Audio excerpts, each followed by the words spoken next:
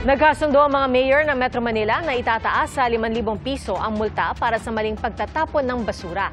Babantayan daw ang mga daluyan ng tubig gaya ng mga ilog at creek. Saksi, si Joseph Moro. Sa bawat pagbaha, kasunod ay katakot-takot na dami ng basura. Halos laging ganyan tuwing may malalakas na ulan, lalo na sa Metro Manila.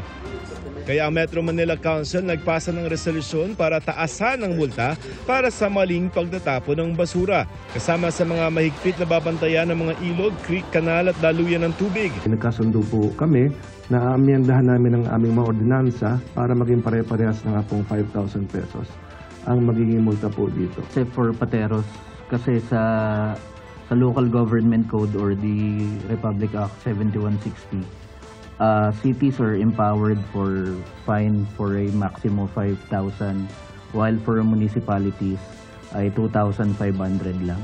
Maliit man o malaki at anumang klase ng basura, wala raw lusot sa panguhuli. Kahit maliit na balot ng candy, masasabi man natin, mura lang dapat yan kasi maliit na plastic lang naman yan. Kahit anong improvement po natin sa ating mga drainage systems, kahit lakihan po natin ang daluyan ng tubig, kung puro basura din po ang naman ito, ay patuloy nating haharapin ang problema po ng pagbabaha.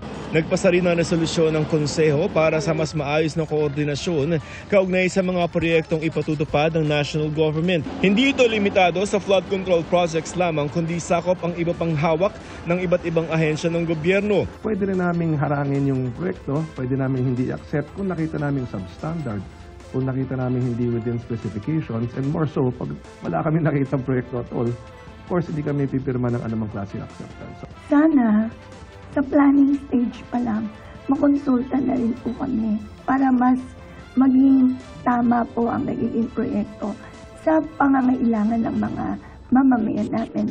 Bukod pa riyan, napag-usapan na kung pwede raw sana ay hayaan ng MMDA na pag-isahin o ipagdugtong-dugtong ang mga flood control projects sa Metro Manila para maiwasan na rin daw ang turuan kapag nagkasingilan. Hindi naman namin po pwedeng sabihin na kanal mo yan, kanal ko to.